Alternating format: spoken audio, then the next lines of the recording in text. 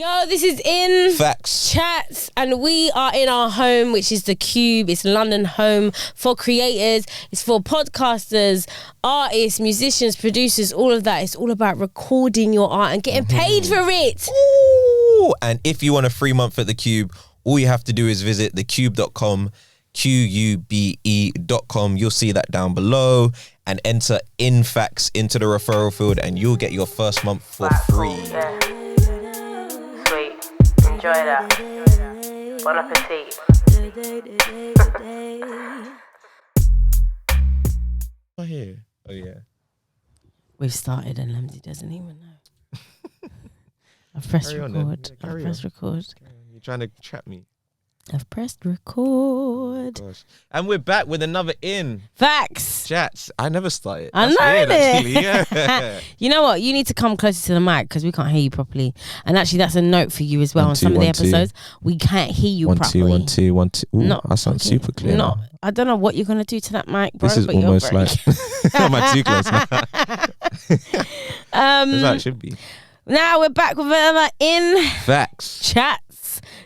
Myself. Yeah, I know what I was about to do. You on. interrupted me. No, I was gonna say it with you.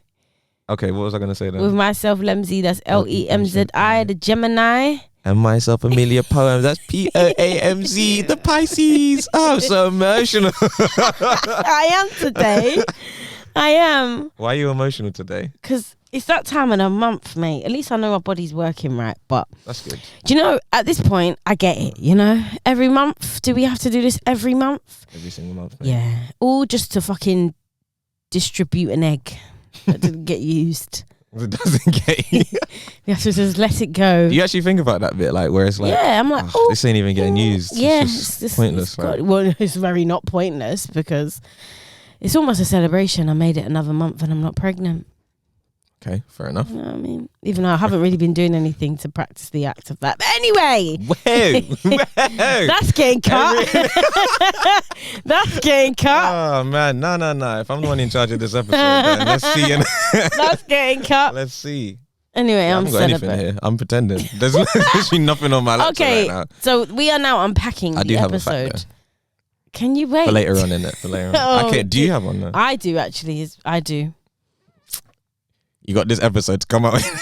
Oh, leave me alone, Lemzi. Okay, so we're unpacking our god awful episode.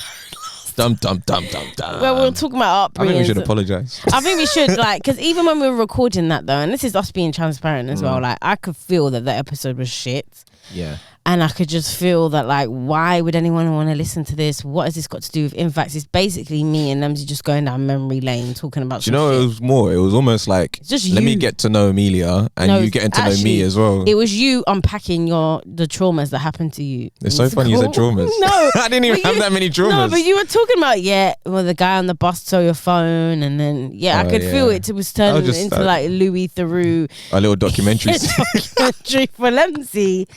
Oh, that's why you think it's shit, because you didn't do enough talking. No, I There don't you go. think that Look at at that. all. You see this, But I guys? just You thought, see like, this? no one can see anything. Our 12 This is listeners. The unpacked. This is the unpacked. So nobody can say anything. But yeah, so how do we make this juicier?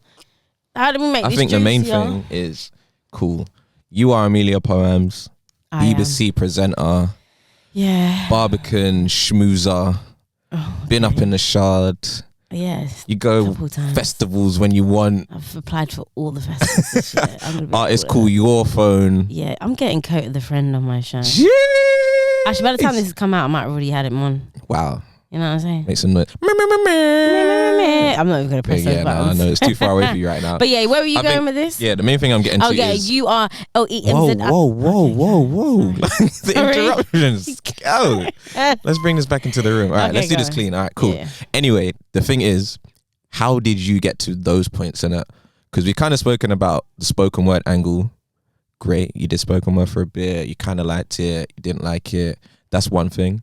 But being a presenter, being a host, being someone who's just good at connecting different people, putting on an event, beyond all the stuff we spoke about in our crappy episode, because that's primary school and secondary school, which that's I was done. paying shop put. No one cares about Exactly. That's done.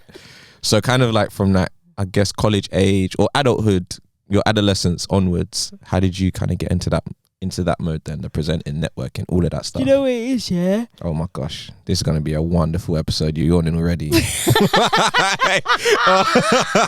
my God. Oh my God. my No, God. I was about to actually say something really insightful. We're ready. No. I think, you know what it is, and this is why I am very annoyed and disheartened. Disheartened and annoyed, that's like a complex feeling that schools they're getting rid of like the performing arts like curriculum, like drama. I know a lot of schools, they're getting rid of like drama, art, and there's so much in drama, I feel like, that everyone benefits from, in terms of like having the confidence to get up and speak in front of people. It gives you confidence, it teaches you how to have presence in a room. It gives you so many life skills that genuinely, I think my interest in performing is what got me to the places where I am today, because a big part of the creative industry is being a people person. And I know a lot of people might think, facts. you know, oh, if you're talented, you don't need to be a nice person, or you don't need to know how to have a conversation with someone. That's absolute bullshit. Because you actually, like, people get you jobs at the end of the day. It's worked like, for some people. Summer Walker's very, very like, yeah, she but just does her at thing. the same time, there was a time before that, before she was Summer Walker, someone had to fuck with her and actually had to like her. Do you know what I mean? Like, I'm sorry, I don't think, especially when you're starting off, talent alone necessarily isn't going to get you that far. Yeah. Obviously, you have to get that hard work, or you have to have the hard work, but you also need to be a people person. And obviously being liked is going to get you a lot further. So even with like BBC Radio, you can't hear yourself. It's not even plugged in. I know. Minor. But he's taking off his shoes, Lemzi's here. I'm cozy, yeah. But yeah, even with BBC, genuinely, I feel like because again, that was through a competition, which my friend signed me up for. So hold tight my friend on that, for actually giving a fuck about me in that sense. Yeah, that's sick. And me having the friends that I do and the friendships that I have. But then also it was because generally I feel like I was nice when I went into the BBC. Like, I could actually feel like, hold tight, Alice Williams as well, that was in the BBC at the time. I feel like she really did try and pull a lot of strings to be like, Amelia deserves a show. Yeah. Let's get her a show, because there was no guarantee that I was going to get a show. And like, I think it's because I came in all the time just being like, I'm just going to enjoy this whole experience. I don't know what it's going to mean, but right now I'm meeting people from the BBC and I'm going to take as much information from them as possible. I'm going to absorb, I'm going to learn. I'm not going to come in with an ego. Yes, I low-key did think, yeah, I'll be sick at this. But let me humble myself and just learn. And generally, I think it's people. And even same with poetry. You go to shows, you network afterwards. People want to book people that they actually like. Yes, you're talented, but also, I mean, would you book an artist that's talented but it's fucking hard work to deal with? Absolutely not. Do you know I what remember I mean? those gigs where it's like the sick artist who would know they're sick, but then think, yeah, I'm out. I'm not really bothered to chat to anybody here. And then all of the rest of us will be just talking to each other, and it's like, oh yeah, cool, I'll see you at the next show. And then when we're all at the next show again, it's like, yeah, we have a network now. It's like, we're going to make sure you get some noise, you get a good response, or yeah, we'll talk to the organizer to say, oh, we all want to do the next gig together and make it this person's headline show or whatever. Like, that is how you build. That is how you build and make sure that, especially when you don't have the necessary resources around you that are going to push it for you, kind of thing. Because you're right, like, talent's one thing. Woohoo, whoop-de-doo, well done, you're sick. But you need money, you need people that are going to actually like fulfill certain roles and obligations. Because I feel, let's say with music, it's hard to be the musician and then the graphic designer and then the admin person and all of these things. It's like a good manager. network of, exactly, your own manager. Oh man, I send that email sometimes like, yeah, this is Lemzi's manager. That's why when some artists do that to me now, I'm like, I know I'm talking to you. Yeah. It's okay. I'm talking to the artist, but okay, manager. But yeah. All right. What about you though? What do you think it was that you kind of learnt from your upbringing that aided you? Well, first influenced you to go down the route of being an artist? Because I do think part of us are mad to go down this route where 100%. there's not really a guarantee. You know, the payoff, if it works out well, is incredible. Yeah. But the chances of that are like, and I'm not saying, not in a pessimistic view, but you're in it for the long game. Do you know what I mean? Facts, it can't just be facts. like it's going to be a quick flip. Yeah. you know what I mean? And for someone that you want to buy a house, you wanted to, you know, you could have gone down like no, I wouldn't even say easier route, but you could have gone down a more certain route, a more stable route. Why have you chose the madness of being an independent artist? Do you know what? I think you said the word delusion there. And it's so true. Like, I feel every creative has to live in some form of delusion, because you have to believe in this thing that actually doesn't really exist outside of your head. And no one else no one else can see it. But you just have to convince people, no, trust me, this thing that I'm making or that I'm putting loads of time and effort into, it has some value in it. It means something, kind of thing. So for me, I think the first time I went to the studio when I was like 16, I got taken by my uncle. So I always shout out my African Simba. Took me all the way to Reading, even though we both live in Leytonstone. We went all the way to Reading.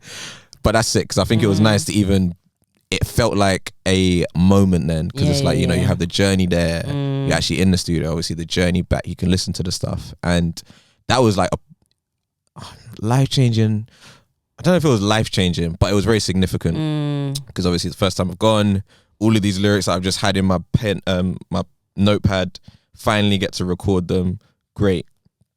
And I remember thinking it sounded sick. Like, probably I did 2 tunes. What did you actually rap about? I had 2 songs. I had one called, do you remember Jamie had 96 Bars of Revenge? Yeah. I had one called 96 Bars of O. So every bar ended in something that rhymed with O in it. So wait. Yeah. Hey, go on. 96 bars of revenge. I get it. Okay, cool. Dun, dun, dun, what the hell is 96 bars of O? I think I even said this in the other one, but yeah, every single bar ended in O. Like, it rhymed with O. Chicago, video, I got flow. Here we go. Yo. So, wow. Okay. Do you remember any of the... Nah, I really wish I did. I don't remember. You spoke about Chicago in there somewhere. I just said lyrics and words that end in O now. Okay. I really wish I did. But the other song was called Star in the Making. Oh, everyone's Little D had a song called Star in the Making. Right. I used that beat and I was like, okay, I can't say Star in the Making. So I changed it to Star in the Procedure. I'm bare extra. From the first time I've been in studio, you should know I'm extra in it. But yeah, that was something that made me feel like, okay, wow, like this is what it sounds like when I actually go to a studio and it's recorded. And I probably liked it. I thought, I have to show everyone this. And other people were like, oh my God, yeah, that's sick, man. Da-da-da-da-da. So for me, it was getting that that sense of positive reinforcement, I guess, that made me feel like I do want to do this.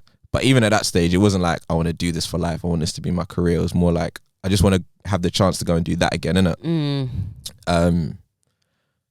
So yeah, I think going through uni, did more music, but obviously still doing uni, doing law of criminology at Manchester. And because that's, you know, you're really in the library a lot. I wasn't. I was just in my room a lot. I'm talking about for the degree I did, innit? Like, you spend a lot of time just in the library, which means I'm not in the studio. You're trying to say in my degree I didn't. I'm just saying, Paul, are you doing that in I was creating performances. That's what I was. Jeez. What did you study in uni again? Law of criminology. See, why? So, yeah. Why? Yeah, like, why am I here kind of thing, innit? Yeah. Because I guess, what was your decision in that? Was that like your backup plan? It was more, as I said before, yeah, or in the last episode, at the school I was at, you're pretty much always destined to go uni.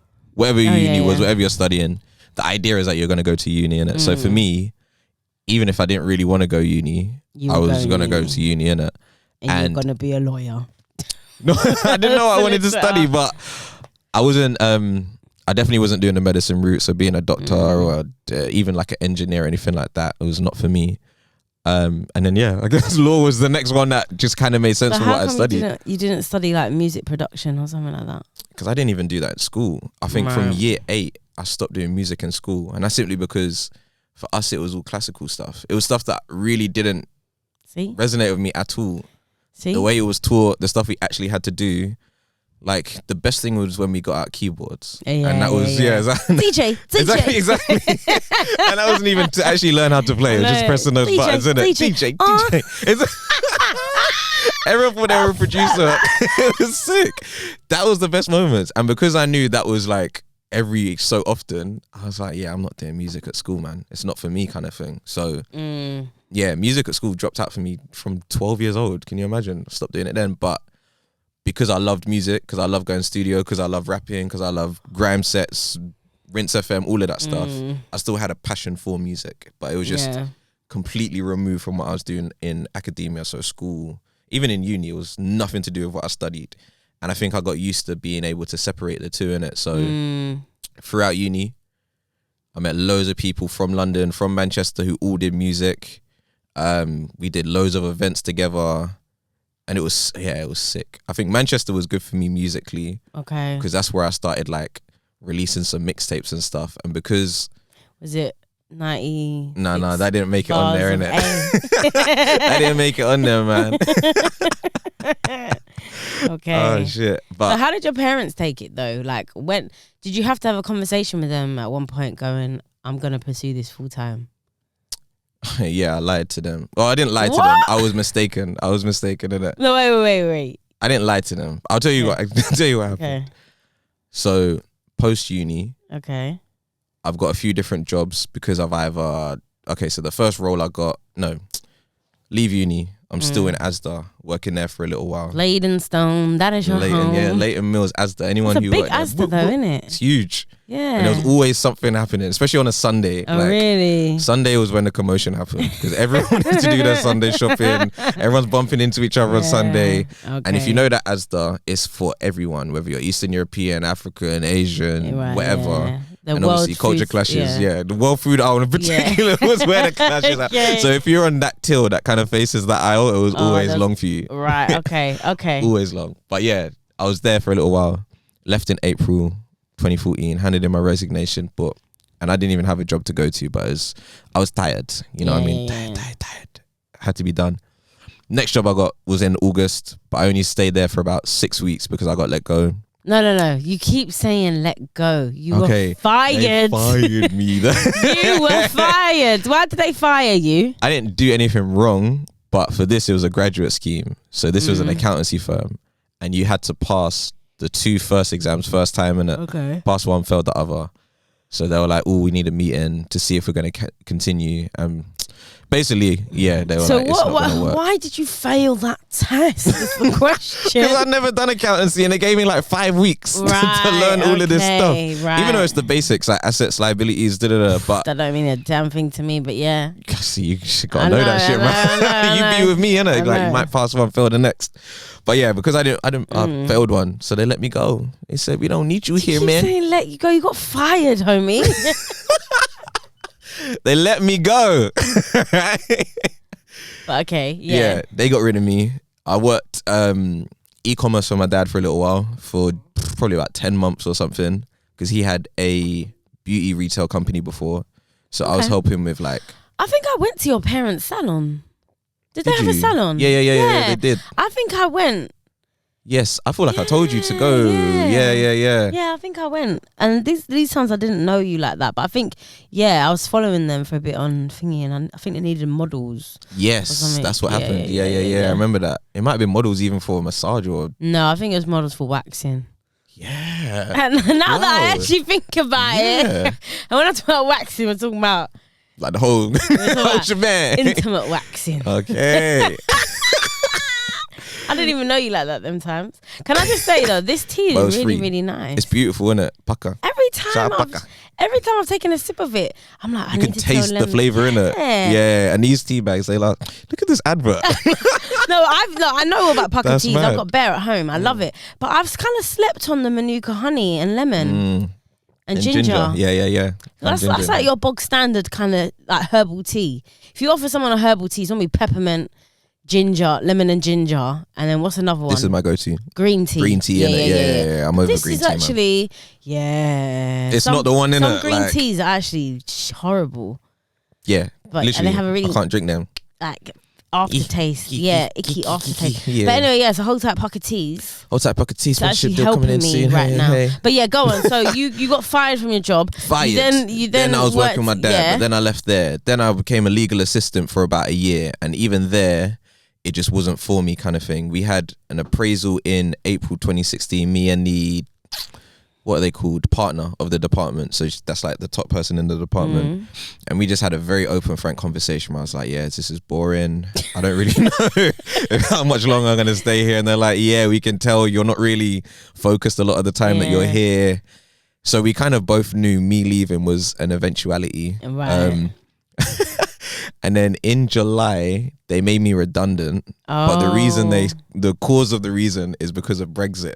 Right. So Brexit happened less than a month before. In terms of, this is 2016, so the votes had just been. They were like, we tired of his ass. Do you know, they let one woman go who, she was some American lady, and we all found her hella irritating anyway. So you were the next. So when she went into the room and she came out, she was like, I've been fired. I was like, oh shit, that's fake. Everyone was a bit like, ooh, but secretly like, yes. And then after 2 minutes, they were like, yeah, Alex, you want to just step inside for a moment? Wow. I was like, oh my days. You knew. I knew, but I didn't know it was going to happen there and then kind of thing. When you came out of the room, did you do the same thing as her? Go, guys, I've been fired. In a way more like, less excited way.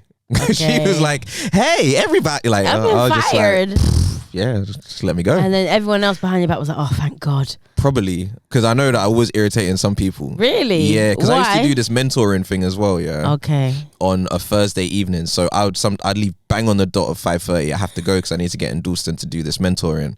And I remember there was one week where it was very full on because we had loads of contracts to do, sort out, and the Friday was going to be the final day where everything had to get sorted. So that Thursday, people were staying late and stuff. Hey, you? Me, I'm like, y'all got stuff to do, guys. I'm sorry, I'm out. I got to do this mentoring thing. All right, guys. And then it's only when I'm right at the other end of the floor, I'm about to get in the elevator, I hear one of the lawyers, you can't leave. Oh my God, why is he allowed to go? We need help. I'm already in the elevator while she's still talking because I'm thinking, I've got to go, man. But I could tell even from then, like, yeah, people weren't on my side. But it's fine.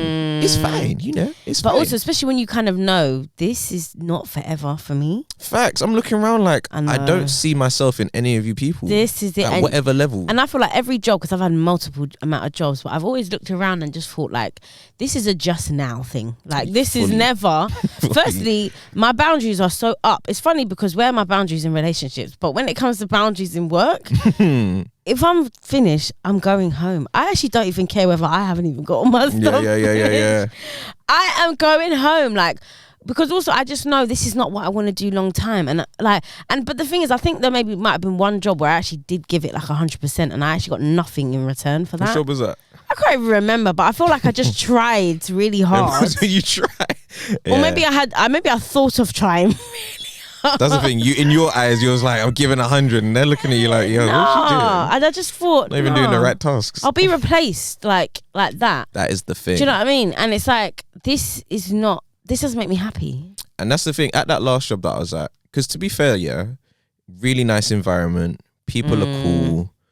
All of these things that should be good. You know, you're going to the city every day. You're working in a nice law firm. You're wearing smart clothes, great, thumbs up, you've done the checkbox thing, innit? But just as a actual establishment, I'm like, this doesn't suit me at all. Like, I'm seeing people come in and go like, what's that called?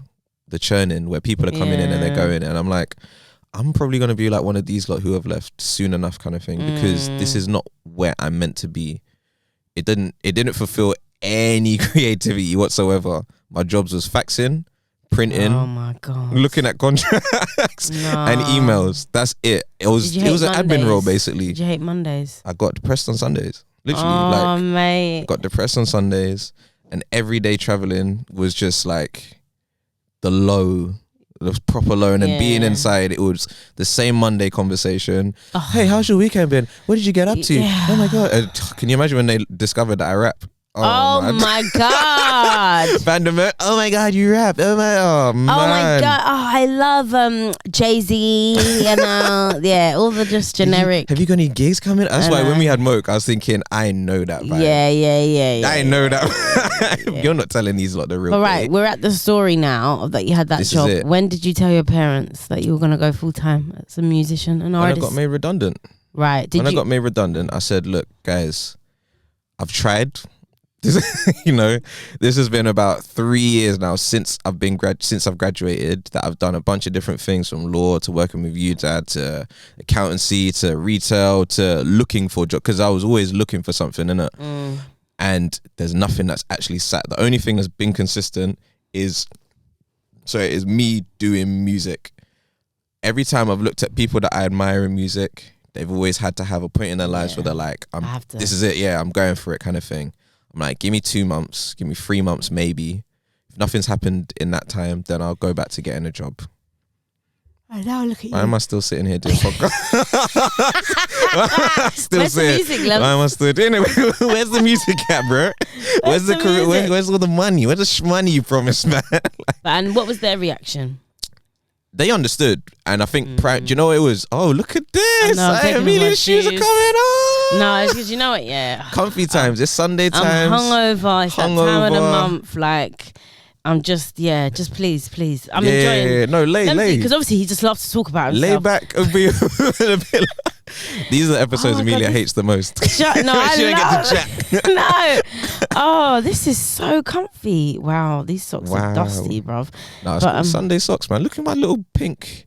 I know. Cozy socks, man. You're so comfortable in your masculinity. You're wearing pink socks. I'm joking. Anyway, so what was their reaction? They were very supportive at first. Oh, lovely. Not even at first. They were very supportive, full stop. Because, as I said, I kind of made light of it. But the last role that I did have, it was really, really weighing on my mental. Like, before I really knew terminology that would help me describe what it was, I was very much in a slump throughout most of the period I was doing that job. So you're generally low moods, depressed. Yeah. Very, very, very much so. And they could see that in it because they know what I'm like. And rather than trying to force me to go back into that position immediately, they also thought, you probably need a little gap in time. Because even from the first accountancy job where I was fired, there you go. I'm glad you're learning that terminology now. Don't like it, man. Don't like it. I was fired. I went straight into working with my dad the following Monday. So if I got fired on a Friday, I was working with my dad on a Monday. From me not doing any work with my dad anymore, it was the bank holiday weekend. Then from the Tuesday, I was in doing this this legal job kind of thing. Bloody hell. I know, yeah. So when this happened with the redundancy after just under a year, it was like, let me have a little time. Let me have a moment, guys. And they were like, cool. Go for it. Let's see what you can do, innit? Let's see what you can do. And what have you done? I've done nothing. No, a bunch of stuff has happened, but it didn't take 3 months like I'm waiting with, innit? Have they had any conversations with you since then where like, what's been their general kind of feel of it? Have they ever said to you, okay, Lems, right, pack it in. Right, innit? Like you're 30 pack it in, or have they kind of been like, you need to do it, like go a bit harder, or you're doing it really well? What's their kind of? They've always been very supportive, and they've always kind of been of the mind frame of, you have what it takes, and we believe in you. That's nice. You just need to tighten things up, kind of thing. Yeah, and stop being late. That's one thing. That's definitely one thing. With punctuality. Yeah. But again, it's just like, okay, as long as it's not just as long as you're happy, because you can be happy, but they want to see me prosper as well, and they want to see me live at least comfortably, kind of thing, innit? Or at least like I'm on the trajectory to doing that. Yeah. So because I was doing so many different things at the beginning, it was like music, and then that quickly became the workshops. And then that didn't take too long to become events. So there was tangible evidence that I'm putting a lot of time and effort into this, but then there's also some form of result. Even if it's not financial immediately, there's a growing network or a growing hub of people that we can connect with. There's better music that's getting made from the last time around, kind of thing. So they're always supportive of that stuff. And if I say, I'm going across London to do shows, or we're going to go and do this tour across the country, they were never like, whoa, why are you doing that? It was more like, okay, cool. Like, let us know how it goes. Send some pictures, all of this kind of stuff. So, up to this day, they're still very, very supportive. And I think they're very happy that I have spoke and I have like some sustainable income. I think that's very, very important for them, just to know that at this stage of life, especially, it's like, okay, now you're doing what you actually need to do for the next stage. Whether that's just you on your own or with a partner or whatever. But up to that point, up to the pandemic, let's say, they were just backing. Okay. Backing, like, go for it, man. So what happened after the pandemic or during? That's where I got a job. Oh yeah, Yeah, I got a job, so things Lucky change enough, anyway, boy. innit? Yeah. I Because you know. ain't no gigs, boy. I know you cry. The way I was bluffing Bear as well, like, yeah, it's fine. I'm alright. I still got money. Yeah. I had nothing. Yeah. I had nothing. So but what do you think? Because obviously, in that, to kind of go full time as like an independent artist or independent creative, there's a certain there's transferable skills that you've picked up, like during your school life or your upbringing. Yeah. What do you think was the most important thing for you? The thing you mentioned at the beginning, being able to chat to people. I was always good in school at like just getting on with people. Even if I wasn't like the class clown or I wasn't whatever, I could talk to everybody, innit? Yeah, you and I've maintained that. I mean, I know I'm friendly. some I'm friendly, of innit? the people you've introduced me to, I'm like, what is happening here? But yeah. But that's the main one. I like, I don't know how, but I attract very random sets of people. Oh, Yeah, I well, I'm know. gonna get this out of you somehow, innit? I know. So random sets of people, but I managed to get on with all of them, and that helps a lot. Like that helps a lot. But also, I think what I studied, so law of criminology, even at A levels, I was doing government and politics and stuff where you need to write a lot. Oh yeah, you're good at writing and all that. 96 bars of O. The only reason I was good and proficient at writing that kind of stuff probably is because I was so used to writing. Like whether it's essays or whatever, I'm used to just using lots and lots of words. So even now with stuff in Spoke, like I'll write too much all the time, and it's not on purpose. Really? But yeah, we're always like, all right, yeah, let's get rid of this. We don't need this. Right, okay. And when what we're left with is like an eighth of what I wrote, sometimes I'm a bit like, oh shit. But it's more is sometimes better, you know, because it's Less easy is to more, strip innit? out. Less Yeah. is more, innit? And Less is less. less is less, but sometimes less is more. yeah. But no, it helps. It helps because it gives me another perspective on, okay, you're saying too much right now. Trim it back. Okay. So then people can take it in and they have the space that they need to. Right. Even right now, I'm trying to just hold it down. You're just trying to compete with Eclipse and Hold it his down. voice. It's not really the same. That's what came to your mind. This is just how I talk, innit? Normals. Are you gonna ask me? You know, I've asked you all I'm these not really questions. You're just interested a anymore. I'm not selfish. Nah, I'm joking. Okay, so Yeah, go on. here we go. Do you have like a singular moment that made you feel like, okay, hosting is exactly what I need to be doing in the future?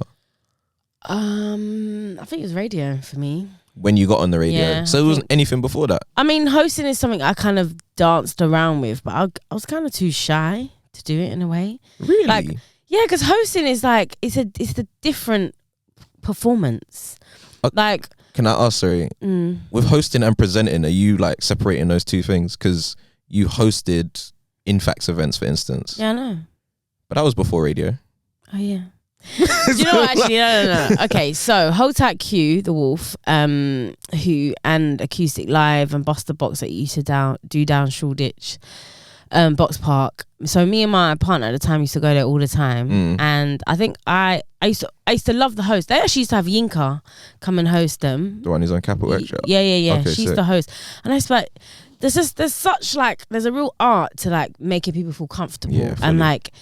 Just the host really sets the tone and the vibe. 100%. And I used to really like the way she hosted as well. And I used to feel like I could do that. I just feel like, and then I remember my partner at the time was like gassing me up, like, nah, I feel like you could do that. So I remember asking Q, like, can I host? And he was like, yeah, like come and host one of them. So I remember that day I was like, I think I even like told my friends to come down. I'm going to be hosting. And I remember, I hosted with someone. I'm not going to name any names, but like, especially when you have a co-host, you need to have chemistry with that person. 100. There needs to be a natural balance. You can't do this almost like overshadowing, like overpowering, trying to take control. My brother hardly let me get a word in edgeways, and he was doing the absolute most. I mean, props to him because he's doing his thing now. I think he does it more so like out of the country. I'm really not going to name anywhere because I might make it obvious. Don't make it bait, yeah. But yeah, props to the guy as well. But then also, it was a bit of a funny vibe anyway. But yeah, and I feel like that kind of tarnished my first experience of like hosting something like that. But at the same time, I was like, no, I feel like I could do it on my own. Yeah. So I think even when it came down to InFacts, I kind of knew, no, I want to host it because there's just something nice about just making people feel comfortable, welcoming. I mean, I still do kind of shit myself because it is scary because it's like everyone's just looking at you to be like, so what is this? Doing here, what we doing? You know what I mean? So sorry, I need to move a little bit. It's a hard day for me. It's a hard day. So yeah, I think it was around then really, and yeah, even in facts, like I enjoyed it, but also there's a difference between like actually curating an event and hosting it and just rocking up and hosting. Yeah. So. Sorry, guys. It's a hard day, she said. But yeah, I think it was like so I would say hosting that one Boss the Box that I did kind of made me think But then again, I also hosting and presenting is like I don't really know how much money people make from this stuff. I couldn't really see it as like, is this like a career? Yeah. And like radio is something that I've always wanted to do anyway. Like when I was younger, I used to actually record myself on like a little dictaphone, like pretending to host shows and like playing music and all that. Like I love doing it. So then when the BBC thing happened, I was like, oh, this is how you kind of do it. Yeah. And this is how you can kind of make money. Because obviously like what I get paid for 2 hours, and I know being transparent, I'm never going to be that transparent and tell anyone how much it is. But then I started to do maths of like, so if you had like a prime time slot, like 5 times in the week, you're taking home a bit of cash. And even still, there's levels to this. Like, so then I started to go, oh no, I could do this. I could do this. Yeah. So yeah, I think it was mainly radio, but then it also made me feel like as well, I was just almost marketing myself as so many different things, like actor. Well, I dropped the acting after a while, but acting, poet, performer. Like, what are you actually? What's going so on I had in it? to be more. Like, I had to make a decision. What am I just going to market myself as first? Not saying that I'm going to never come back to the other stuff. But I was like, right, we're just going to run with host. Because right now, you're on the radio. You're a presenter. Like, let's run with that. Yeah. So then, that's when I was like, that's what I'm going to do. Is that because it's your favorite one? Or is that because it just feels like the best thing right now to do? Bit of both. Like, It is my favorite. Like, even there's some weeks where I'm really not prepared for the show, and I actually think, oh my goodness, like because there's no hiding from it. You have to waffle for 2 hours. But I tell you, there's no better feeling than when you've had a sick show. Yeah. And you've interviewed some sick guests, the music's banging, like I'm just in my element, and that's why I'm like, I could 100% do this like for a long, long time. So why aren't you a DJ as well? I'm learning. No. I'm learning. Hold tight. Big's the host actually. Big's Zardy. He's now a musician or artist now.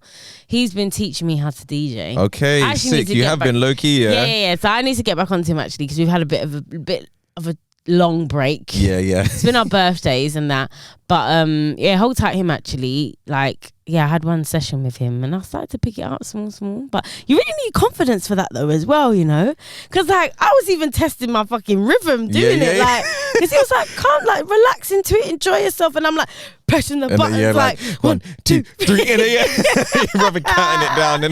But DJing is 100% on the list, man, because obviously you know me, I love my new music, man. Exactly, you're a plug. I am a You're a plug. Tell him. She's a plug, trust me. There's a couple, every time she gets in the car, there's a new artist that she's putting onto my speakers. Like, so, sorry, I just keep yawning.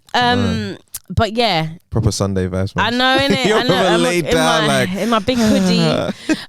But yeah, no, DJing 100%. I'm gonna get there. That's also like, I'm sorry, I could just see myself playing at a massive venue. No, for real though. Getting everyone and hosting it yourself as well. Oh, mate, like the way Maya Jam has done her career is kind of like her. She's like an example to me of like, even though she's been in the game for a long time. Since like 16 or something, yeah, she's isn't it? been doing her thing for a very, very long time. But then that also gives me a lot of kind of hope in a way of like, it's going to take time. Yeah.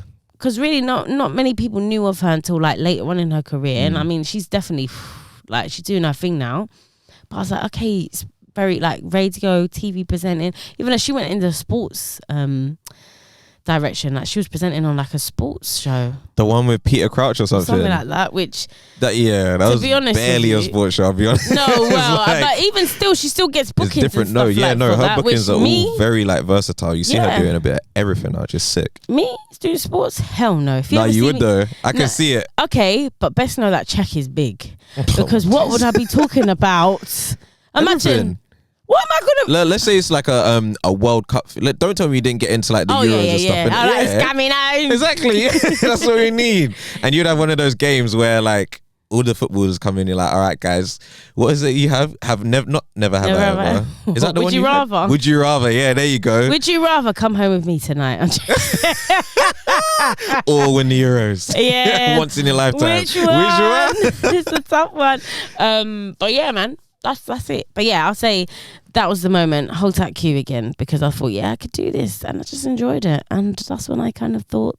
But obviously, around that time, I was trying to pursue acting. Okay, and what happened to the acting then as well? Like, do you reckon acting is because we actually need to have a combo with someone who's in that industry and still, we will innit? Get someone. But yeah, just as a brief one, then, what is it for you that you were like, nah? The politics, Really? the typecasting, the lack of stories being told. And to be honest though, I love it now where there are so many more voices that are being heard and stories and perspectives that are being told.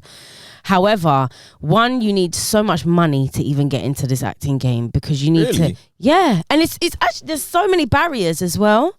So basically you need headshots, professional headshots, which can cost up to £500. Oh shit, for or headshots. Up to, I think I paid maybe around the $350 mark. Wait, so let's say we're in the studio now. If I took a picture of you, you can't use that as a headshot. No. You have to do proper headshots. So you have to go to someone's studio or whatever. You have to get the inside ones, like the studio ones. You get the outside ones with the natural light. And the thing is, you can get like sessions maybe for it's about an hour and a half or 2 hours, and then it's going to be less money. But you want to show your versatility, so you bring different clothes. I remember with one of them, I even had my hair curly, and then I actually stopped straighten my hair. What, and then, in the thing? Yeah, just to get that diversity. And the thing is, bearing in mind, you need to get regular headshots. So you can probably have headshots maybe for a few years, and you got to change them again. Okay, that's even more money again. Yeah. Then with that, you need Spotlight, which I think, I can't even remember, but you pay annually. What is that? Sorry, what is Spotlight? Oh, so basically it's like almost like a register of all the actors, right? And you have to be Spotlight registered. And then that's kind of how agents will have you on there. So if a role goes out now, your agent can submit you through Spotlight for that role. But you basically, some like casting directors won't take on anyone that's not on Spotlight. Oh wow. And the way that you can get on Spotlight is you have to have been in something that was accredited. Yeah. Or because I don't even know how I did it. But yeah, no, you have to have been in something. So think about if you're actually starting off in this industry, and for you to actually get in anything, you need Spotlight. But then if you haven't been in anything, how are you gonna get Spotlight? Yeah, do you know what I mean? Of course, yeah. So it was so, and the things that I think the only way I got onto Spotlight was I was in a pantomime at the Lyric Hammersmith, and that so happened to be somehow, I think there might have even been a blip in it, like, but that somehow meant they're like, oh yeah, I could say I was in something that was accredited. Wow. And then I got on it. And then you got to think about agents. Then you got to then you got to do your show reel. You got to pay money for your show reel. So that's basically where you have to have someone come and film you. I was about to say, but if you haven't even done the things to be in this, it's a whole heap of mess. And in drama school, you're taught about this stuff. I didn't go drama school. So a lot of it, and I even actually remember the course I did in uni, they specifically said they don't like acting. Okay. You're not here to act, you're here to be. That's look at that. No, that sounds so creative. That is literally, they were like, we don't do acting, we do being. So I said, oh, this is a waste of fucking time. But so obviously now, so like literally when I've come out of uni now, I've very much had to learn kind of by myself. So then I went to classes as well. That cost money as well. Yeah, I even done like a course which was like, I think every Tuesday, like after work in the evening, which at the end of it you got like 2 scenes that they film for you, but that cost an arm and a leg. There's so much money you have to pay for this stuff, and that's what nearly put me off as well, because I was like, I don't have the money for this. So anyway, so eventually I've done all of that now. Yeah. then it's just the typecasting as well. So obviously you need an agent as well. I managed to get an agent, I think, when I came out of the pantomime, because lucky enough, because it was like Hold Tight Lyric Hammersmith actually, because they have something where every pantomime they'll have the young ensemble. So when you're in shows, you have the ensemble, and I've forgotten what the other thing is, but you have basically the main characters and almost like the backup dancers. Okay. So we were like the backup dancers. So we were like the choir, like we were singing, dancing, like any other like kind of characters they needed, they had us. As the young ensemble. Yeah, that's what we were the your young role is. ensemble, which actually like really good experience anyway, because we were treated very much professionally. We were paid for it. Sick. And I loved it actually, and I kind of wish I could go back, because the boot camp you did before that, because pantomimes are not easy, boy. Yeah. I lost so much weight because we're dancing like 2 shows a day. I'm dancing in a big massive mouse outfit. Oh, that's burning calories all day long then. I didn't even clock. When I looked at pictures of me after the pantomime, I said, yo, mate, I was slim. Then obviously I put it all back on. But anyway, but yeah, so hold tight then for doing that anyway, because then we were all very much young, like budding actors, so we were learning from each other. And also hold tight Poppy Almond, I remember when I first met this girl, right? Yeah. She's so posh. So like, I remember her saying, oh sorry, I didn't get this because I think she was like, I was in Malaga. I remember thinking like, me and this girl are not gonna get on at all, like we're so different. Me and her ended up being like the closest. Yeah. Up to this day actually. That's nice. And she had such an insight also around acting. I remember her saying, right, Amelia, okay, try this agency. I didn't know anything about United Agents like I didn't know anything about this stuff, but she had a far better understanding of the industry, because also she had more friends that were like in it. So she was kind of telling me the kind of people to do my headshots, the agencies that are really good, like what you want to be doing. So we all we learned a lot together. So when I came out, I had a better understanding of, right, get this agent, do this, whatever. But then it just got tiring. I literally, with my agents as well, I think, especially if you're the term that they love to use was BAME. If you were a BAME actor or actress, thank God that term, we don't use that anymore. That's only from like last year or 2 years ago max though as well, which is mad. When casting directors would put a call out, right, they would literally say, we're looking for like BAME artists. So what that means is not white. Basically. That's all that means. Basically. And this is another thing as well. On your spotlight,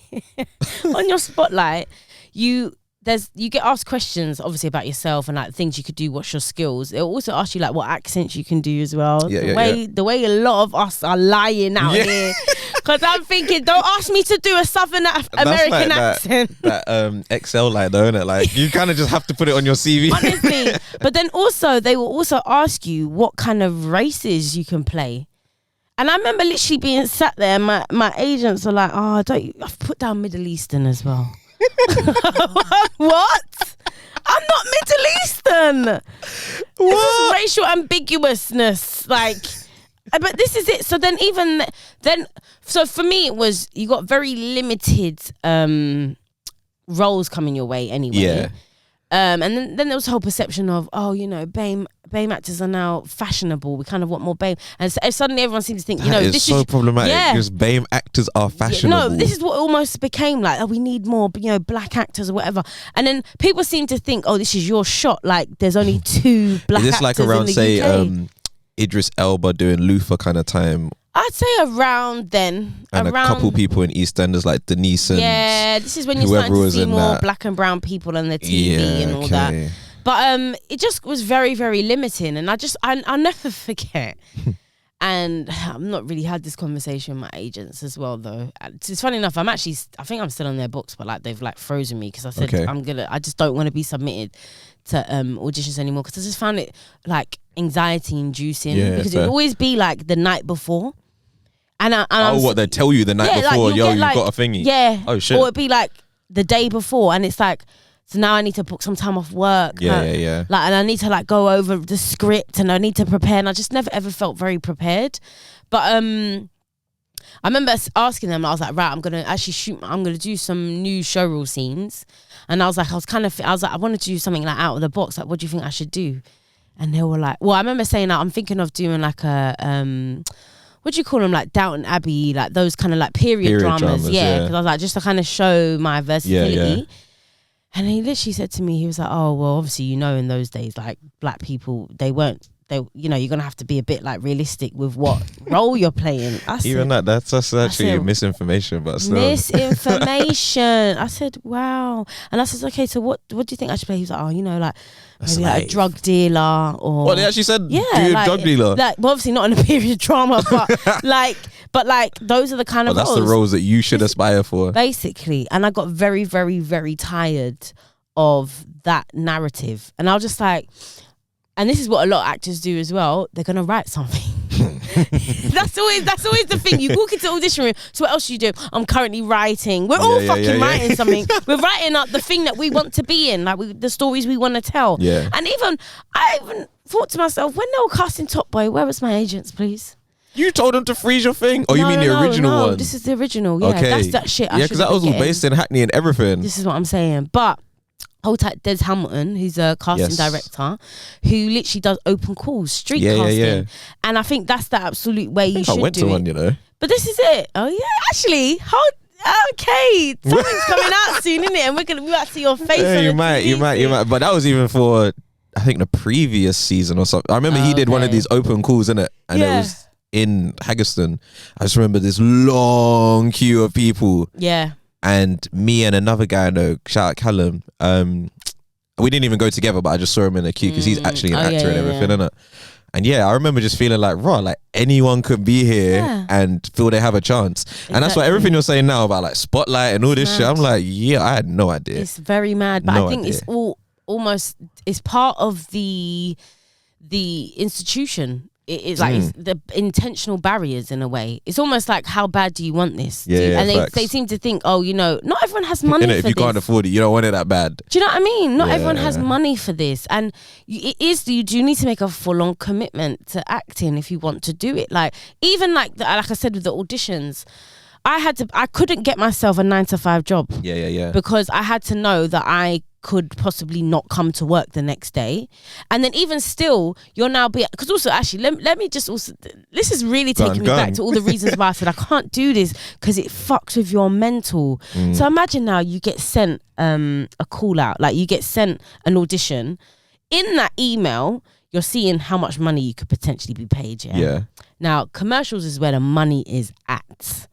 I remember I think for one commercial I saw like $5,000. Wow. Buyout. And that was and how long would that shoot be? That shoot would be like it'll be like a day. So you get the day rate, get the day rate, and then you get the buyout. Sick. So I'm seeing like $5,000. And I'm thinking, and I'm gonna there's a chance that might be me. Yeah. I'm already spending $5,000 in my fucking head. I'm spending $5,000 in my fucking head. Anyway, so then now they're sending me something like just like a sheet of paper that you got to memorize or whatever. I'm like, okay, cool. Fuck, shit. I'm at work now. I need to. Gotta ask my manager, I have to find someone to swap with me on my shifts and whatever. So then I'm trying to do all that. I could tell they're getting pissed off with me now, because it's like, all right. And then how many do I want to tell everyone every time I'm going to an audition? Because it's kind of like, it's like a driving test. You don't want to tell people unless you've actually got the role. So then you go there now, obviously 9 times out of 10 especially, because I remember sometimes I'll try to fit in the audition in my lunch break. Yeah. They're always running late. They're always fucking running late. So you always know you're gonna be there longer. You go in, it's like the shittest 10 minutes of your life. You go in, hi, can you tell us a bit about yourself? Hi, yeah, I do this, and I'm writing on the side, So how's that? Yeah, how's that an audition? That's more like an interview. No. They just have a little chat with you, and they're like, okay. So when you're ready to start, and then there's someone else reading the paper, whatever. And then they've got a camera there. Then you got to like, my name's Amelia, my agents are side profile, hands profile. Anyway, you go in, you do it. I'll never forget, I'm sorry. I remember I had the worst audition of my life. And believe it was for a John Boyega film. Oh, swear. It was actually Attack the Block? No, it was the one that he done just before he went into Star Wars. It was like a big, like a kind of like I think it was kind of in space. I don't know. It was like a big. Look it up. Look it up. The Block, no. No, it was this one after that, and I actually got. It was only for a small role. Yeah. And I had to have an American accent. What kind of like New York American? Yeah, kind of a New York American accent. Oh, what is it called? It's not Equalizer. Something like that kind of name. Right. Lemzi's currently looking it up. Having a little look. Pacific Rim. Yes. That one, yeah. Yeah, Pacific Rim. So I got a role for that. Right. No, I got an audition for that, and I had to basically act. And it's so like, how is anyone supposed to do this? I basically had to do like how I would react in if I was like, I think driving a plane or I'm a pilot, and it's going down. I've never driven a fucking plane. You didn't even drive a car. And I just remember as I was doing it, I was like, this is terrible. And that was you just feel yourself literally like the plane is crashing. I remember the woman like looking at me, just like, okay, thank you. And then I just left and I just thought, oh, fuck that. I fucked that. However, when you get an audition right, that feeling, because I'll never forget, I had an audition for, what's the trainers called? Skechers. No, the one with N. New Balance. Nike. Okay, New Balance. No, not Nike. Come on, man. I had an audition for that where they were looking for poets actually, and lucky enough, hey, that's when you're in your bag. And actually, I got that audition myself. Yeah, my friend sent me it, and she was like, "Just apply." And I was thinking, why are my agents not on this? It's not all bad. They're doing amazing things for other people, but it just wasn't. I didn't really build up that relationship with them. And I got it, and I remember as soon as I walked in, the guy was like, right, Amelia, are you actually a poet or are you an actor saying that you're just a poet? Because I think bare actors had come in pretending to, and I literally heard them talking as well, and one of the guys was like, they're just all shit. And I remember thinking, well, you're in for a treat, because they had sent you a poem that they wanted you to do in your own style, and then just do write something yourself. I remember I went in and I prepared a lot for that one actually. I went in because also I think this is where I saw like $3,000. So I said, that's mine. Yeah. So I went in and then I did it and I could see he was like, oh, he's like, so you so I done it the first time. He was like, oh, so you are a poet. He was like, oh, that was great, Amelia. He was like, now can you do your own one? And I did that again. He was like, wow. And the thing is, when in an audition, when someone asks you to like do it again, you know that you're, that's a good thing. It's a good that's thing. A great sign. Because they're like, okay, can you just try a bit like this? So you're always looking out for that. If they ask you to leave, no, then it's done, innit? Most of the time when you've walked in the room anyway, they've already made it. I can imagine whether you fit it. Like they've already got an idea in their head of who they want. It's just like, does someone bring it to life? Anyways, I remember he asked me to do it again. He was like, oh, okay, cool. And also the thing about after auditions, which I know they're trying to fix now in the industry as well, because like I said, it fucks with your mental. You won't know that you've not got the role. Like, especially if it's a commercial, you just see the commercial on TV and you'll know that I haven't got the role. So when I've come out of this one now, I felt good. I was like, no, I feel like I've done my thing in that. Like, it is what it is. You got to also just block it out your mind. Get on with your day. Once you've done it. Even though, believe I'm refreshing my emails every 5 minutes after that. But I came out. And then so the next day I got an email from the casting director and he was like, hi, Amelia. He was like, I just wanted to say that was a really great audition from you yesterday. We're going to update you soon. So I'm thinking, yo. Okay. And I remember I asked my friend, because she's like she's an agent actually. And I remember asking her, what does this mean? She was like, no, it's a good thing, because like, you don't really send those kind of emails. That's the thing. They wouldn't even say anything. Yeah, exactly. Then I did get an email afterwards saying, I think they just weren't going ahead with the actual advert anymore, but the guy was like, I'll definitely keep you in mind for anything else. I was like, fuck, because I think also they were shooting abroad. I was thinking I had this one in the bag. And this is all for New Balance, yeah? New Balance, yeah. But yeah, I didn't get it anyway. But then there was another one actually where I actually did get it, and when you get the call to say they want you, I was like, yo. I think that buyout was like about maybe $2,000. Okay. Is this another advert? Yeah, this is an advert. This is where you get most of the money. The advert, so I'm telling you, listen, that guy on McDonald's, the voice for McDonald's, he's living his life, mate. Because how much money you're getting for that? Wait, which voice? You know how they've got that staple voice for McDonald's? I'm just thinking of I'm Loving It, but that's not what you're talking about, is it? No, so the voice for the actor, like anyone where like if you've now become like the almost brand ambassador, you're getting shmoney. Because then also you have to sign certain things to say you can't work with anything else. Work with another like a competition. Non-competes in it, yeah. Anyway, that's when I was like, oh, yo. And that's when I kind of thought, I can do this. And then I was just like, I'm over this, man. I'm fucking. And then, just some of the auditions. I remember one time I got sent to an audition for Showboat, the musical. Okay. And I remember it's an opera. It was an opera. Yeah. I can't fucking do opera. Are you I was sure? in there tells me you singing. could, No, though. I was in there. I reckon you could, man. I was in there singing opera, and as I was singing it, I was like, "Bitch, get the fuck out of this!" No, give us room. a little taste, a little Shut flavor up, in it. Lem. No, fucking. And I remember I even had to turn down an audition when they were looking for swing dancers. I said, "This is where I'm calling it. I'm about not to a say, like, swing what- dancer." Don't they look at your portfolio and think, okay, this is what we're looking do for? you know what it is? Or is it Sometimes- just anything? Sometimes your agents might just submit you just to like, oh, just give it a shot, just give it a shot. That's why for you as an actor, you also need to be a bit more, and I want to say the word discerning. You have to be a bit more like, Shout out actually, Paris. no, I can't do that. That is Yeah. not for me. Like, no, it's not always every day. Let me just give it a go. Because then what? Am I going to be on the fucking stage? Because I think even the swing dancers was for Dream Girls. Okay. Or something like that. And obviously I'm thinking, yo, I could be in Dreamgirls. Or it was for like a massive Like a big production. one, yeah. I was just like, hell no. Nobody's swinging me around. I can't swing anyone around. So anyway, yeah. So it's all of the, I mean, it's a lot. And hold tight anyone that is like a budding actor or actress, always they're or doing their thing. And that's what also like bring it back to Des Hamilton, where like you're actually breaking down some of those barriers. 100%. Because even when I've never been in the acting world. I don't really like all of the stuff you're saying now. It's new to me, a lot of new information. But just looking at the TV or even just Netflix, and you think, how many roles are there for young black British people? A lot of the time, it's not a lot. Like even the guys who are doing really, really well now. Damson Idris's, John Boyega's, Damson, relax. Daniel Kaluuya. A lot of what they're doing, a lot of what they're doing now is abroad. A lot of it is in Hollywood, as opposed to what's still happening here. And it's even worse for women. Like there's not a lot of. There's really not. Now I'm thinking, there's really not a lot Even of look at Top younger Boys. black women who are like on the TV like that. Like Letitia White, she's doing her thing. Did I say Yeah. Letitia Wright? Right, I think. Yeah, it's right. She's doing her thing. Lupita doing her thing. Of course, yeah. But even still, like you said, it's very, very limiting. And you know what I don't like as well? Because I remember, so with my family and my mum in like particular, mum was supportive, like go and do it. But she wanted to be realistic with me. Yeah. So she was like, I remember she kept telling me about the director's couch. She was like, Amelia, from a young age, I didn't even know what she was talking about, but she was like, you know that there are, but my mum is a bit of she's Mrs. Worst Case Scenario. She's always like, you have to prepare for the worst thing ever to happen, which I've broken down with my therapist. No, we're actually not doing that anymore.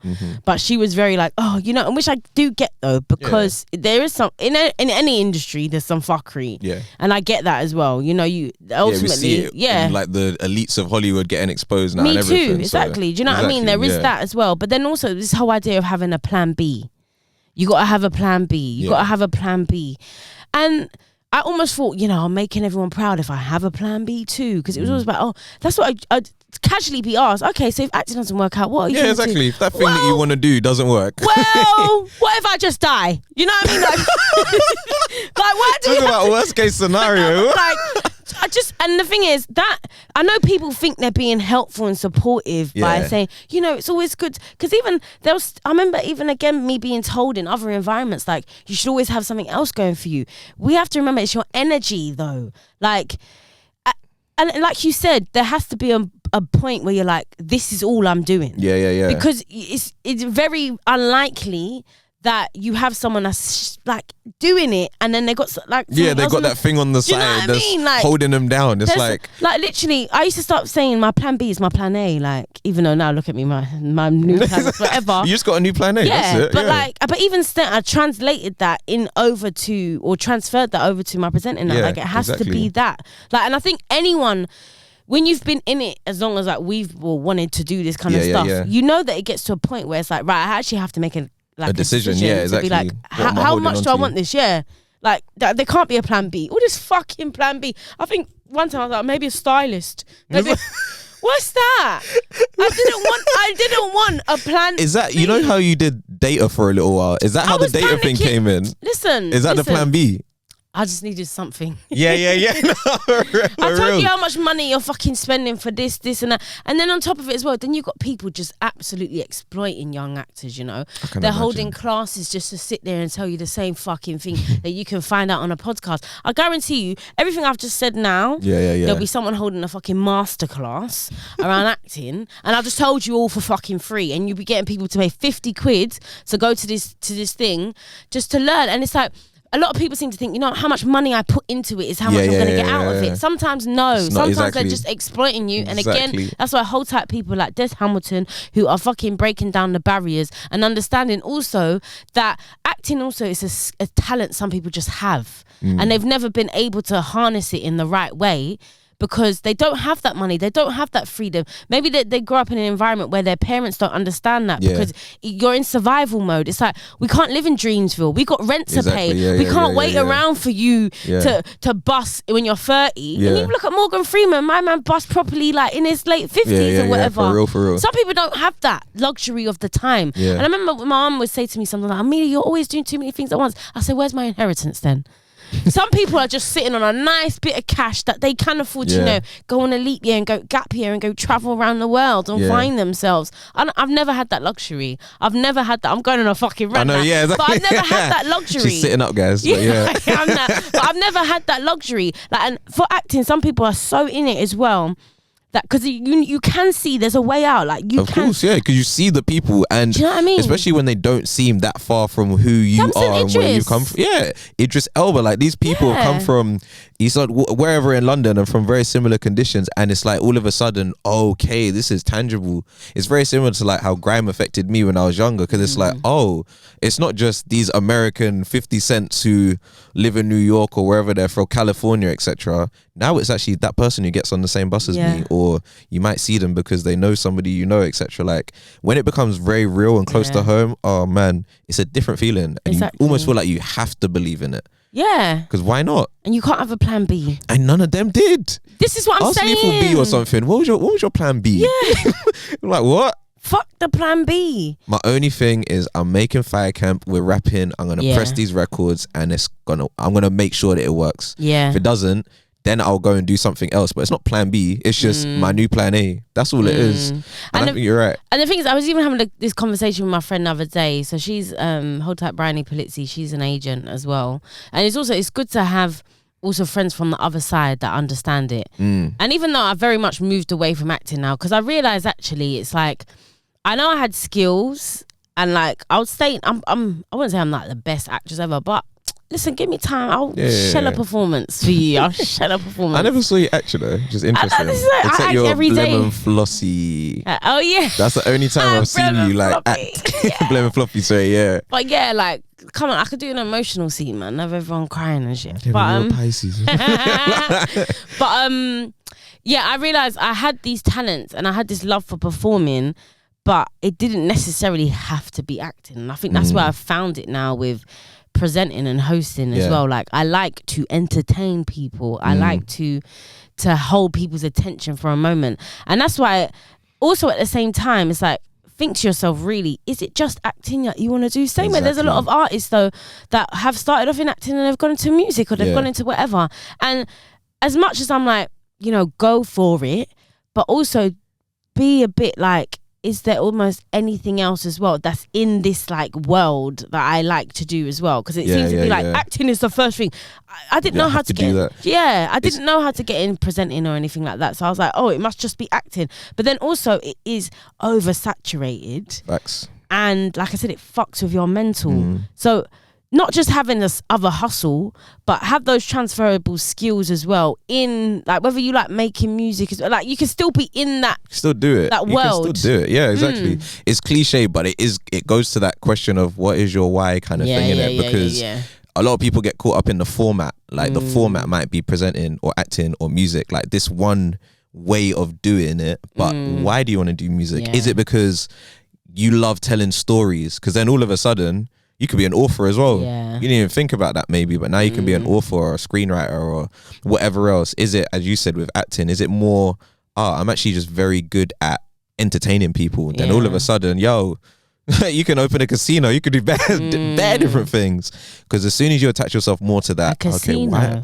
Yeah. And watch in 2 years time, you're going to open up a casino. You know what, sometimes you say some random ass shit, you know. Why not a casino though? Now I've said it, I planted the seed for you, innit? I'm clocked with you. Sometimes when you come up with, when you're talking and you mention examples, you always say some random shit. But you know why? Because out the box. Go there. I don't know. Someone open will a listen. casino. Hey. Open a zoo. Someone's done it. London Zoo is very sick. Even though I never go to a zoo, but yeah, I don't agree with zoos. But yeah, go I'm on. not on the zoo thing. Yeah, but sorry. But yeah, no, it is just that sense of going back to why you're doing that thing, and then you can really figure out the format that's best going to help you. And again, I'm with you on this.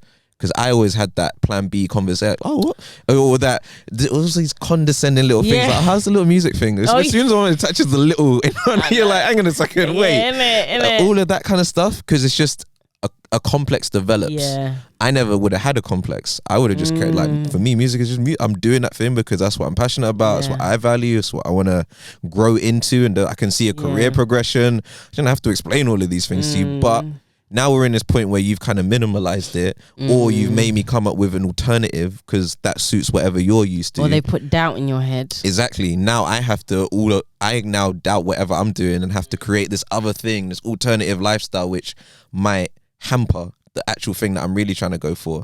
And I think that's why when I was made redundant and I did make the decision of, okay, no, I'm doing music. That's the thing that I'm going for. That was a life-changing moment. Because obviously one trajectory all of a sudden became another. And that's why I was so happy that my parents didn't say, oh, but what about? Think of this. I think it's mainly because I'd already been through it all anyway. I'd already done bare plan Bs. But that sense of, nah, fuck that. Plan A. Do plan A and see what happens. That's all it is. See what happens. But then also put in the fucking work. Exactly. Now it's on you. Now you've got a plan, or you've committed to a plan. Go and fulfill what you need to, innit? Yeah, because definitely, like you said, finding your why as well. Because I do feel like some people just want the fame. They just want the fame. Like they just do anything. Do you know? Now you can actually do anything. Just go on fucking Love Island. Love Island, you're there. You know, more famous than actual talented actor. But like some people, I think just want the fame, and I do think that's why I guess in these industries you are going to be tested. How badly do you want it? Facts. But don't be discouraged. Like if you genuinely want it and you're good at it, fucking go for it because you will. And sometimes if you're not presented with opportunities, make the opportunities. Look at us with Impact. We created that platform because I feel like I'm having deja vu because I feel like I've said this before, but we created that platform because that's what we wanted to do. You know, I wanted to host, we wanted to perform, we wanted to have create a space, all of that. Then we created it. I know it's harder with like acting, where obviously like that means creating a short film. It's not easy creating a short film. You still need a massive load of people. You need a massive budget, or doing a short play. I mean, start off with a one woman play. Like for instance, Michaela Cole. I know she I think it was with the Royal Court. She done something like I think she had like a one woman play. I think, what was her first thing that Michaela Cole was in? The comedy? Bubble gum or something. Chewing gum. Yeah. Chewing gum. Yeah, I think that initially started off at the Royal Court, or maybe it might have been I May Destroy You. Even the same way with like John Boyega. He was very tied with a theatre, and I think that's where, I've forgotten her name, the casting director that basically has this brother's back. Like, she just, like, I think she's the one that casted him in Star Wars, like sick. But even that with his career, and again with these things, that's why you hold out for it as well, because it just takes that one that one bang, like that one tune just to go, and things are changing around you. But it doesn't mean the work stops. Like you keep doing your thing, but the spotlight's on you now. Exactly. People want to know you, so hold out for that moment. And I think that's what keeps me going in these ways as well, because all it takes is that one email, all it takes is that one yes. 100. I was thinking of who was, I think there's two things I was thinking of. But you know Hazy, the small guy who was in the under 18 Black Box. When he makes these packs and potions. The packs and potions. Yeah, you should just say packs and potions. Yes, because I watched that bit of his thing in the cypher the other day, and some of it around it. Yeah, and I was like, oh my days, this is actually where it's from, kind of thing. And even in that, the way he ends it was like, oh fuck, because he was reading the lyrics off of his phone, and he didn't think that he had done very well. Yeah. All of a sudden, obviously, he's got a record deal. He's like, that's the thing. Like, That is the thing that will change your life. And I don't know this, but the fact he's reading it off his phone tells me he probably wrote that on the way, and he's just taking a gamble of like, nah, I thought this was hard. I'm gonna spit these bars, even if it doesn't go very well. Sick. Other person is Mo Gilligan. When I think about like just watching how much he's just been so committed to what he wants to do, because I remember seeing him live 2015 2016 kind of time, and he was still on social media doing like all the personas that he does, and he even brought that to the stage kind of thing. And I just thought, oh my gosh, like you're still the same person. Like you haven't actually switched it up at all. You still do the same caricatures, similar voices, all of that stuff, but you've maintained, and you just said fuck whatever plan B might be. There was no plan B. Innit? I'm gonna end up being on Netflix. I'm gonna end up hosting the Brits. Yeah, the Brits. He had that tweet from however long ago. Innit? All of these things are just further inspiration for. You don't have to be a creative. Whatever your thing is, just stick with it. Stick with it. If you truly believe in it, stick with it. And energize it. Put energy you have into to put the it. work in. Don't get bitter when things ain't working out for you, because you ain't putting in it. And also this idea that you need to have, like, everyone around you is initially going to support you straight away. We have to be quite honest with it. Like, that's what I said. Everyone's delusional. we are all delusional. And we get annoyed because it's like, oh, my closest friends. That's just the way it is, Facts. And truth is, most people will start to support you when you become popular. And when other people start to, but stop focusing on that. Just focus on your shit. Know you're good. Because even look at Kanye when he's in the room and he's playing, All Falls Down, and everyone's looking. Songs of all time. Do you know what I mean? And now everyone's like, now it's all over fucking Netflix. I mean, all over Twitter now. Like, oh, that's the testament, guys. Yeah, but it's true though. Like, stop. Don't look left. Don't look right. Just focus, look forward, focus on your shit, believe in your shit, but be realistic. And make it actually very, very, very good. Do you know what I mean? Very, very good. If you're not putting 100% into your thing, no one's going to give you 100% back. This is what I'm saying. But also, you shouldn't be doing it for anyone else. Do it for yourself, man. And just run with it. You see that though? Especially in music, I think, create what you want to create because you think it's the best thing ever. However, unfortunately, the thing with music is if you want to be financially successful, it does depend on a lot of external perspectives as well, innit? Like, you do have to curate things that will fit in either this market or that audience or whatever. So it is playing that thing of, again, what's your why? Is it because you just want to express yourself? That's the case, then don't worry about how many people listen to it. Just make stuff. If you're, as you said, you want to be famous, that's when it's like, all right, what is popping? I have to think about what's popping and make what's popping kind of thing. But either way, whatever your why is, stick with it. Go with it. See what happens. Exactly. Plan A way. Yes. Hey, double entendre, Plan A way. Because plan A way. Because you need to shut your mouth. That's the only plan B. Because you need to shut your mouth. Honestly, it used to jar me the most. Because then also you find yourself going, well, what if I don't want to do anything else?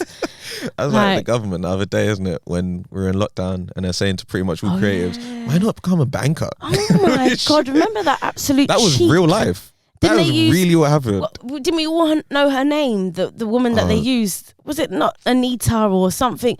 I can't remember. She's now doing this. You can go and piss off. Yeah. It's basically saying she is now a good citizen. You know what I mean? You lot who are doing stuff for yourself are a waste of space. Do you know what I mean? Like, piss off. But you know one thing also that I think is so important as well in when you're creative as well and you want to go down this route as well is still having other perspectives. Really indulge creativity in other ways. Like whether you're a musician, don't just listen to one type of music.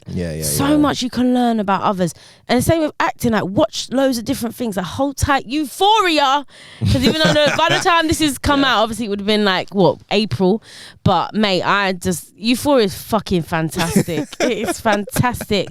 But even look at Labyrinth.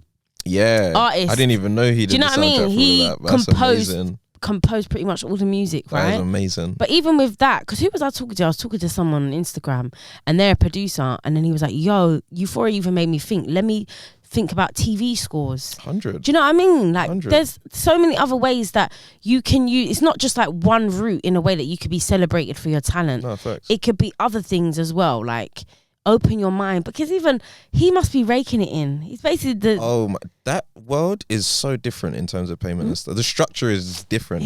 I did a gig yesterday. Obviously, when this is out, it's not yesterday, but I did a gig yesterday, and there was a guy who I was chatting to right at the end, and he said the only reason he ended up coming, because he does film scores and music for films, so he's very much in that world. Yeah. So the only reason he ended up coming because his girlfriend was hosting, but he's like, oh my gosh, when I see live music, it feels so different. Like people are so talented. Yeah. Thank you, but yes, like it's such a different thing. You got his details, didn't you? I was like, bro, what? You're in the film? Hey, I'm trying to jump in your bag. How was the host yesterday? Yeah, she was good. She was good. Why? She better than me. I'm joking. No, you're elite, innit? You're elite. I need to come and whenever you're ready, and then you can just hit up the guy and you can do it, innit? Yeah, I actually will. I will. But I'm obviously, after I've made they're mumbling right now. I know what's going on.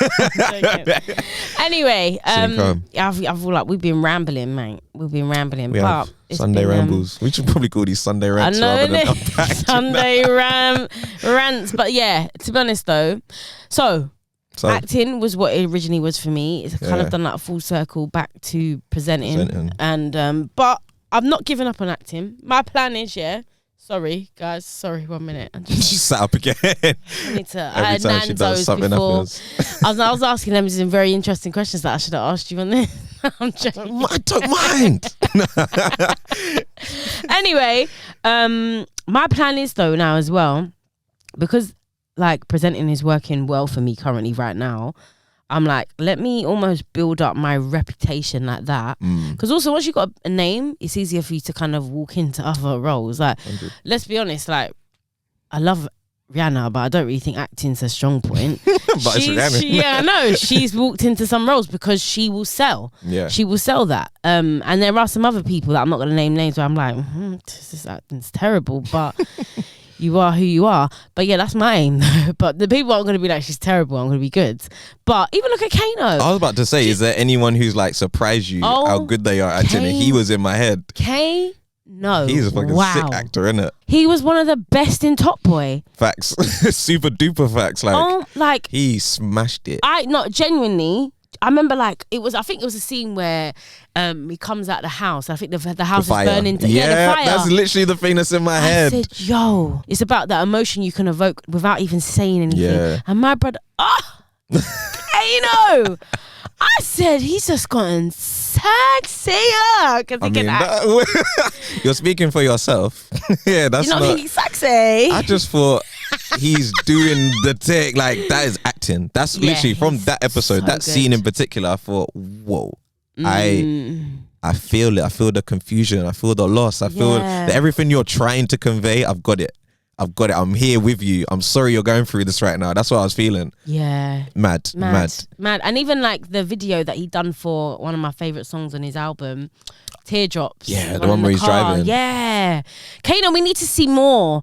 Firstly, he better be in this Top Boy. I think he definitely is. Yeah. Oh, I can't wait. I can't wait. But yeah, man. I'm smiling because I'm just thinking about their careers. I love Top Boy. Obviously, by the time this will come out, and it's been out, but exactly. We're excited because it's coming at this moment in time. Is this the one? Can I? Is what? Is this? Is it what? Yes. Yeah. Yes. I have to do the mic. Yeah. No, secrets. I don't know. At this stage, maybe. Can you say? Why don't you actually right now? But by the time this comes out, like when does this come out? When does my episode? What are we talking about? Can you say something? So yeah, I have a nice little small cameo or a feature. Why are you saying little, bro? Okay, do you know why? Because how I imagine it's gonna get chopped up. Yeah. But I will probably be in it for a very short moment. But yeah, I'm meant to be in Top Boy in this season. You get me? What are you saying? Started an acting career.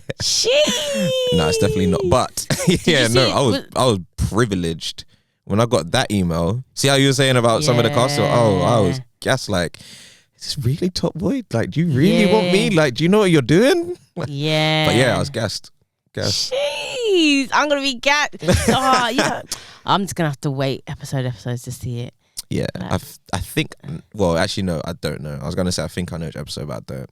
Jeez, are you ready, boy? When it comes out, you might have bare people messaging you because it's got Top Boy's got bare fans. I know, all around the world. Did you meet any of the cast members? Yeah, like Josh was there when I was yeah. doing that day, but I didn't meet like Ashley Kano. Waters. I didn't meet Kano that day, unfortunately. They weren't in this scene, but yeah. Do you know, I remember one time I was coming out of Lidl's and they were shooting Top Boy because obviously when I say it's on my fucking doorstep. So I'm coming out of Lidl's looking at you. When I go Lidl's, like I look like shit. I'm 9 times out of 10 I've come from the gym, I'm sweaty, I'm stinky. I'm coming out of Lidl's and I'm like, why is there bare people? So I was like, it's Top Boy. And I remember I saw Josh, I was like, hey Josh, and he was like, yo Amelia. I was like, yeah. You remember me? I remember. Yeah. But even like with the I think it was the premiere and they shot that at Hackney Picture House. Oh, is it? And I'll never forget, I remember I was just minding my own business going to the Sainsbury's because the Sainsbury's opposite there. And then I was like, why is there bare people outside? I had no idea it was Top Boy. I didn't know fucking Drake was there. Drake was in Hackney. He would have loved that. Drake, holler at me, babes. Wait, is that Picture House closed now? No, it's or was that the not. Odeon? No, it's a Picture House. Sorry, the Odeon's closed though, innit? Oh One of those yeah, is closed, remember when we innit? had that little thing on the side there. Yeah, I think that didn't live long. But Drake, babes, all I'm saying is by the way, Drake, if you are like, back, an hour and a half in. I know, no, but if you're back in the UK because of, holler at me, I'll give you my postcode, swing by. Whoa. Swing by. Oh, mate. What? No, I actually, Mate, what? listen, Mate, what? I would actually lose all composure if I met Drake. Which one would make you lose more composure, Drake or Kano? Oh, Drake. Okay. Kano, I'm keeping it so cool. Because I know Drake loves the British and the grimy. That's the thing. I Really, swear. you could be like, yo, I'm your dream. I'm like, get me on a dog and bone, Drake. Dag and bone. I know, like, Amelia, what? talk to me nice, man. And I'm like, obviously, bruv, shit then. Bruv, innit? Shit then. man. Oh man, this streets Gas are him up. brazy, bruv. They're Gas him up. brazy. Anyway, I'm gonna stop embarrassing myself because obviously Drake's gonna listen to this. Obviously, and he's gonna call you on the dog and bone. He's gonna get you you. on the dog and bone, and I'll say, mate, do you fancy a bone? Hey, on the dog and bone. I'm just sitting here silent. I don't know where Do you to know look right now. But to be honest, Lems, nothing can top what you said in Moke's episode for me. Oh We my gosh, never you're going back to that. No, but we're not gonna obviously unpack it now because we'll be here all day. But you I even feel like when you and I have spoken anyway, but no, it's not enough for you. when I watch that back, I'm always like, he really went there, I know. This is the thing. I feel like you feel a bit of liberty now where you can kind I of could say anything. see the threshold. We just opened it up. Mm-hmm. So we'll leave that in. Yeah, leave that there. it's getting left in. Yeah. It's coming out. One day it's I might out say, now. yeah, one day I might say, take it down. Never. Or I might just take it down. Never. We'll see. See how I'm feeling. Okay. Anyway, joking. right, let's wrap this up. Fucking Right hell. then. I'm the one that's gonna. You're In editing facts this. or in opinions. Yeah. Du-du-du-du-du-du-du. You got one. She ain't got one. It's all right. Don't worry. No, I've got an in opinion. Go on then. I've got an in opinion. No, you go first. Yeah. All right. Little I've fun got fact. facts. Go for it. I got a little fun fact. The letter A doesn't feature in any number between 0 and 1,000. Okay, what? You can say every number between 0 and 1,000 and you'll never say the letter A. 8,000. No. What? I said between anyway. Okay, yeah, 8,000. So between means not including. Okay, but I don't understand that because it's all numbers. So why would I say a letter? Oh, so as in, sorry, Yeah. come on. 99 for instance, there's no A in that. When you spell it out, 9, N-I-N-E. You know how to Okay. spell 9, yeah? Oh, pissed Okay, off. I'm just asking. Oh Cool. yeah, there's not actually. There's no 7, A. 6, 5, 4, 3, 2, 1. There you go. Little fun fact. Oh, I Little fun don't know fact what for you. I've done with my life without knowing that. Do you want life-changing facts? Is that all we need? Yeah. Life-changing ones. All right. I think of something like the dozens for next time, innit? Oh yeah, that was dope. You need to just bring one. You never bring one. Don't get onto me. I like little fun facts, a little pub quiz facts. Don't get onto me. Here we go. Going on your phone, Googling fun facts Yeah, right now. should I innit? Google what's the Oh best my fact in the world? What's the best? What's the best fun fact? I'm just going to sit here and wait. Right, let's see We'll what just sit Google here and has to wait. say. Dida. Oh, okay. So this is 175 random facts. So interesting. You'll say, "Oh my god!" You test it. Go on. Right. Okay. So first fact: more human twins are being born now than ever before. Okay. It's not an oh my god. Okay. Okay. We're gonna stop you say oh my god. Okay. No, that's boring. The first person convicted of speeding was going 8 miles per hour. Okay. Okay, it's just hard to please. Sorry. Tough crowd. Sorry. So, new car smell, do you not believe that? Yeah. Right. Yeah. Is the scent of a dozen chemicals. Yeah. Go on, hit me with one more. Okay. The world's wasted about 1 billion metric tons of food each year. Oh my god. Oh, you're just gonna. Oh my god. Well, yeah, and also No, you're hair right. and nails grow faster during pregnancy. It's good for you to know. Yeah, And lovely. another thing, the smallest reptile was first reported in 2021. The world's smallest reptile. And I quite think the interesting. name is Lemzi. Amelia the snake. Also, some sea snakes can breathe through their skin. Explains Wait, your what way. can bleed through? What? Sea snakes, they breathe through their skin. Interesting. And All right, also- cool. That's a lot of facts. And also, the moon has moonquakes. All right, that's one for you and the star sign people, to be fair. But yeah, Moonquakes, not Moonquakes. earthquakes. 'Cause the earth has earthquakes, so it wouldn't be an earthquake on the Oh moon. my gosh. It'll be Oh my moonquakes. gosh. That The is fact crazy. that you felt you needed to go into that in more No, detail. just as earth has earthquake, the moon has, you guessed it, moonquakes. And did you know goosebumps are meant to Why are you ward still off? going? Goosebumps All are right, meant. that's the end. Can I This has finish? been Let in me- facts. wait. Chats. See how I even did that on my own. No, I'm one not minute, even one minute, including one you minute. anymore. Goosebumps are meant to ward off predators. Do you know Anyway. what's annoying? Yeah, when I come with my little fun fact, you're always like, oh, whatever. And now look at you, just reading them all off because you love these little fun There's no facts. such thing as pesticide. Oh my gosh. wait. Pineapple works as a natural You're done. meat. You're done. You're done. Humans are only the only animals I'm to pressing the blush. button. All right, Humans are 3, the only animals to 2, blush. Okay, 1. 1 minute. The feeling of getting lost. Sweet. Enjoy that. Bon appetit.